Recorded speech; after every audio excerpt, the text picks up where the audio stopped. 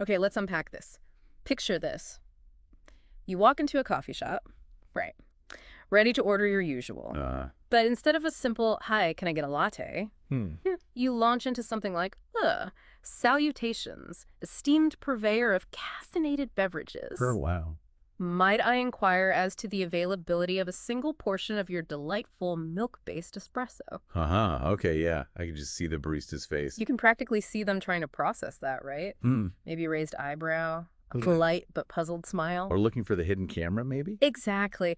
That little scene, it really shines a light on what we're exploring today. This sometimes baffling difference between the English we're taught Right. and the English that's actually used day to day. It's fascinating, isn't it? This divide. We spend so much time, years maybe, mastering grammar rules, memorizing vocabulary lists. Oh, yeah. All that groundwork. And that groundwork is valuable, sure, but it often leaves you feeling like you're speaking a slightly different language than what you hear in, casual chats or movies, or even just scrolling online.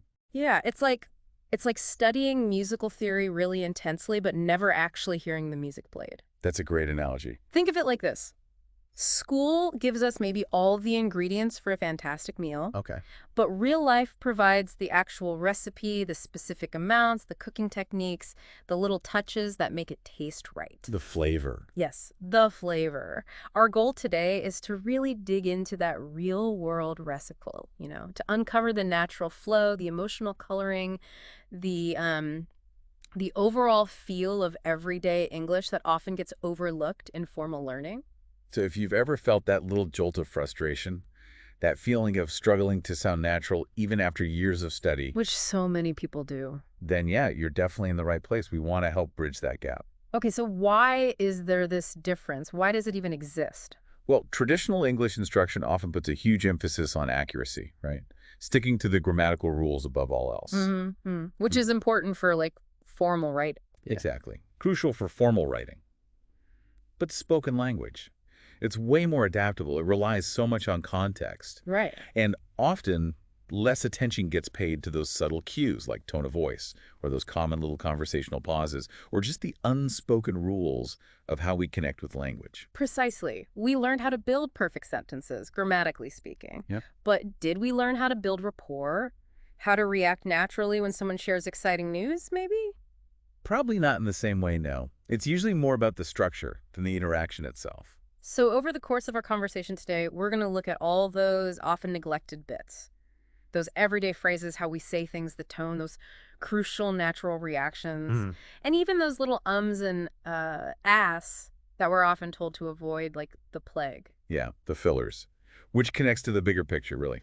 True fluency, it isn't just about knowing a ton of words or having perfect grammar. No, not at all. It's about being able to navigate real conversations, with confidence and ease. It's about getting not just the dictionary definition, but how a word feels and how it's used in different situations. Absolutely. The feeling behind the word. I like that. We'll also explore how the situation changes everything, the importance of idioms and expressions. Those colorful bits. Totally. How conversations actually flow, which, let's be honest, is rarely like those textbook dialogues. Not even close. And the simple fact that everyone, even native speakers, makes mistakes. I'll go constantly. And those hidden cultural nuances that can totally change the meaning. So yeah, get ready to dive in because this is the English you often don't find in textbooks, but it's the English you need to really connect. Okay, so let's start with the basics. The actual language people use. Think about those sentences from textbooks. Grammatically perfect, sure. Oh man, totally. But they can sound so formal, stiff, even, out of place in a normal conversation. Totally. I once heard someone literally say, I am currently residing in this particular geographic location due to my professional obligations. Wow. And it just stopped the conversation cold. My first thought was, dude, just say you live here for work. Exactly. It's not wrong, technically, Yeah. but nobody talks like that casually. It's just inefficient, almost. And exhausting. Why use 10 words when 3 work perfectly? Well, that focus in many classrooms is on grammatical precision. It's a key goal. Sure. But that emphasis can lead learners to use overly complex or formal language that just doesn't match how people actually speak. It creates a barrier, Yeah. makes the speaker sound maybe a bit stiff or unnatural. Yeah, definitely unnatural. And fluency isn't about sounding like you swallowed a dictionary, right? Not at all. It's about communicating clearly, efficiently. Personally, one of the best things for me was just listening, paying attention to how people talked on TV shows, in vlogs, Real interaction. real unscripted stuff. It really helped me shake off that overly formal habit. That's a crucial point. Immersion, even just through media, exposes you to the natural rhythm, the phrasing. Yeah. You start noticing the shortcuts, the colloquialisms, those everyday informal words, and just how native speakers put sentences together naturally. Okay, speaking of sounding like an actual human, Hmm. let's talk tone. Because honestly, the way you say something can mean so much more than the words themselves. Textbooks often miss this completely. Absolutely critical. You can say the exact same phrase, take thanks. Okay. You can say it sincerely, thanks, Yeah, or sarcastically, oh, thanks. right. Big difference. Or even dismissively, like, thanks. Same word, three totally different messages underneath. Tone is like the emotional fingerprint on your words. Yeah. In school, thanks was just a polite word. Use it here. Done. Nobody explained that your voice, your intonation, is the secret sauce. It tells people how you really feel: warm, annoyed, excited. It adds that vital emotional layer, makes communication feel authentic. You can have perfect grammar, but if your tone is flat or just wrong for the moment, You can come across completely differently than you intend. cold, maybe uninterested, even rude sometimes. Oh, I definitely learned that the hard way. I remember texting someone I understand, thinking I was being clear, empathetic, Uh-huh. and they thought I was annoyed, like totally misread it. The next time, I sent a voice note, put a smile on my voice. Huge difference. Tone makes language feel alive. It really does. And you know what else injects life? Reactions. Yes. Mm. Reactions. Those spontaneous responses, Yeah. not just the formal answers. Textbooks teach us, do you like movies? Yes, I do. Right. Grammatically correct, but so dry. Where's the feeling? Exactly. Real people say stuff like, yeah, for sure, or, Yeah. ugh, I'm obsessed. Or it depends what kind. Right. These reactions actually invite more conversation. They sound natural. They show your personality, your genuine interest, or lack of it. They don't follow some stiff script. They show you're actually listening and engaging. These little interjections, short phrases, they signal you're involved. You're not just passively getting information. You're actively participating, responding emotionally. Honestly, learning more natural reactions was a game changer for me. I started throwing in things like, no way, or that's wild. Uh-huh. And people would actually say, my English sounded more natural. Because fluency isn't just about perfect sentences, it's about feeling the moment and reacting genuinely. Couldn't agree more. Now, let's touch on something that often gets a bad rap in language learning. Fillers. Ah, yes, the ums and uhs. The ums, the s, the you-knows, the likes. We're often told, cut them out to sound fluent. Oh, yeah. Schools made it seem like using any filler was a major communication crime. But here's the thing. Native speakers use fillers constantly. All the time. Think about it. Could you imagine someone telling a story with zero pauses, no ums, no likes while they're thinking? It would sound robotic. So unnatural. Almost creepy, maybe? It's interesting. These fillers actually serve a real purpose in managing the conversation. They signal you're still thinking, you haven't finished your turn. Totally. It'd be like listening to a GPS voice giving directions precise, sure, but not human. Fillers aren't always mistakes. They're often just part of how humans talk. We pause, we hesitate, we think out loud. Those sounds give us breathing room. Exactly. They buy you time to think, signal you're holding the floor, or even soften something that might sound too direct. Right. The key, obviously, is moderation. You don't want so many that they become distracting. Sure, you don't want to sound uncertain all the time. I used to be so self-conscious about saying, now I realize it's just part of speaking naturally sometimes. The goal isn't zero fillers, it's awareness, not relying on them too much. Exactly. So if you're listening and you sometimes pause or say like, trust me, you're in good company. You don't need perfection. You need authenticity.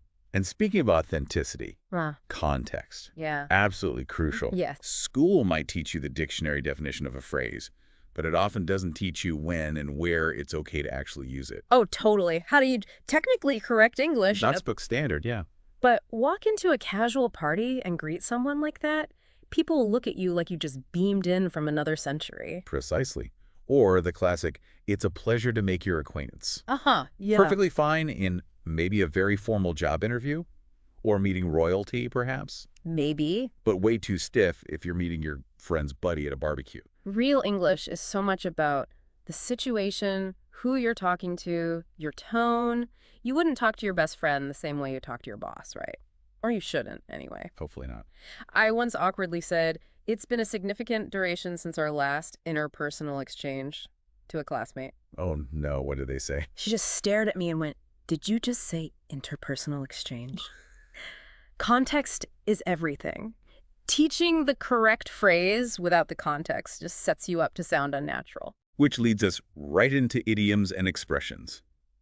The spice rack of English, as you might say. Nice one. Yeah, textbooks mention them sometimes. But they either gloss over them really fast, or the explanation is so clinical, it doesn't actually help you figure out how to use them. Facts. I remember reading about break a leg. Oh. We know it means good luck, ironically. Right. Theater superstition. But the explanation was so dry, so academic, it didn't give me any clue how to just casually say that to someone before a performance or presentation. And that's the issue. You get these cool, colorful phrases, but no real guidance on weaving them into your own speech naturally. So what happens? Learners often just avoid them. They stick to more literal language, which can sound less expressive. Meanwhile, native speakers are just casually saying things like, "I'm beat" for "I'm exhausted." Or, that's a red flag for a warning sign. Yeah. And if you haven't learned those common idioms, where the meaning isn't literal at all, you can feel totally lost. Idioms add color, vibrancy. Without them, things can sound a bit bland. They also really help with understanding cultural stuff, implied meanings. Knowing I'm down casually means I'm willing or I agree to join. Is way more efficient than saying, "I am available and willing to attend the proposed activity." Exactly. Yeah. Much more natural. I didn't even know what "I'm down" meant until I just kept hearing it. Online, in conversations, it's that real-world exposure that bridges the gap. It really is. Okay, so we've hit natural phrases, tone, reactions, fillers, context, idioms. What about the actual back and forth, the flow of a conversation? Because those textbook dialogues were, well, Pretty unrealistic. to put it mildly, very structured, almost formulaic. A, "Good morning, how are you?" B, "I am quite well, thank you. And you?" Yeah, useful for basic greetings, maybe basic sentence structure. But it doesn't reflect the messy reality at all. Not even close. Real conversations are dynamic. Like nobody taught us what to say when someone just says, "Yo, what's up?" Right. Or how to handle those slightly awkward silences that just happen sometimes. Or how to change the subject smoothly without sounding totally random. Real conversations are fluid. People interrupt each other, sometimes politely, sometimes not. They change topics mid-sentence. They forget what they were saying. It's not always neat and logical. Seriously. Nobody in real life says, "Now, if you would permit me, let us proceed to discuss the weather." Haha, definitely not. It took me ages to figure out how to just jump in naturally, using things like, "Oh, by the way," or "speaking of which." Those little transition phrases, they're the glue. Yeah, they really are. They're the keys to making it flow. They let you connect ideas, bring in new topics smoothly, steer things gently without being jarring. Once you get the hang of those transitions, it feels like unlocking a secret level, you know? You Yeah. stop feeling like you're performing and start actually, like, having a conversation. Engaging in that back and forth. And let's be honest, real conversations also include something schools often treat as a disaster: making mistakes. Ah, yes, the dreaded errors. I remember just panicking every time I made a grammar mistake. Me too. Convinced everyone would judge my entire English ability on that one slip-up. That internal voice. Oh no, wrong verb tense. They think I'm clueless. Anyway. But then you realize native speakers make mistakes constantly. All the time. They forget words, they stumble, they change sentences halfway through, they use grammar that's maybe technically wrong, but totally normal in speech. And guess what? The conversation just keeps going. The world doesn't end. Exactly. Fluency isn't about being perfect, error-free. It's about being comfortable enough to keep going, even if you stumble. Communicating effectively despite the occasional hiccup. I once accidentally said "I'm boring" instead of "I'm bored" in front of new people. Ooh, awkward. Mortifying. But we all laughed about it later. It's just part of learning. And honestly, a small, natural-sounding mistake is often way better than some stiff, perfect sentence that doesn't fit. Absolutely. Which brings us to maybe one of the biggest missing pieces in traditional teaching. Cultural English. Oh man, yes, we learned grammar rules, vocabulary lists. Check. But nobody really taught us how to read the room. how sarcasm really works, how humor or emotions can completely flip the meaning of simple words. Think about just, oh, great. Yeah. Without context, without tone, you might think it's genuine enthusiasm, Could be. but it could just as easily mean disappointment, annoyance, or pure sarcasm, depending on how it's said and the situation. Right. Or when someone says, I'm dead, while laughing hysterically. Definitely doesn't mean they've actually passed away. No, it's just informal slang for that was hilarious. And don't get me started on passive aggressive stuff. Like, that's interesting. Which can often mean, I strongly disagree. Exactly. Learning English without getting the culture behind it. It's like having a map but no compass. That's a perfect way to put it. You have the directions, the grammar, the words, but no sense of how to navigate the actual social landscape. Which is why we wanted to really dig into all this today, to help you, the listener, start connecting those dots between the formal rules and the fluid, nuanced way English is really used. So, just to kind of wrap up the key things we've talked about, sounding fluent isn't about robotic perfection. Not at all. It's about being understood, connecting with people naturally, authentically. That means using natural phrasing, paying attention to tone, reacting genuinely, considering the context. Absolutely. And we really encourage you listening to, well, listen, pay attention to how native speakers talk in different settings: cafes, online videos, movies, TV shows. Notice their reactions, their tone changes, even the fillers they use. Yeah, observe those real interactions. And then don't be afraid to try incorporating some of it yourself. Use more natural reactions. Play with your tone. Don't stress every single or. And always remember that language and culture are deeply linked. Pay attention to implied meanings, sarcasm, common expressions. Understanding that adds a whole new layer to your communication and confidence. Which brings us to a final thought for you to mull over. Think about the last time you heard someone speaking English really naturally. What stood out? Beyond just the words. Good question. What was their tone like? What reactions did they use? What was the overall feeling, the vibe of how they communicated? Reflecting on those real examples can give you some really valuable insights for your own English journey.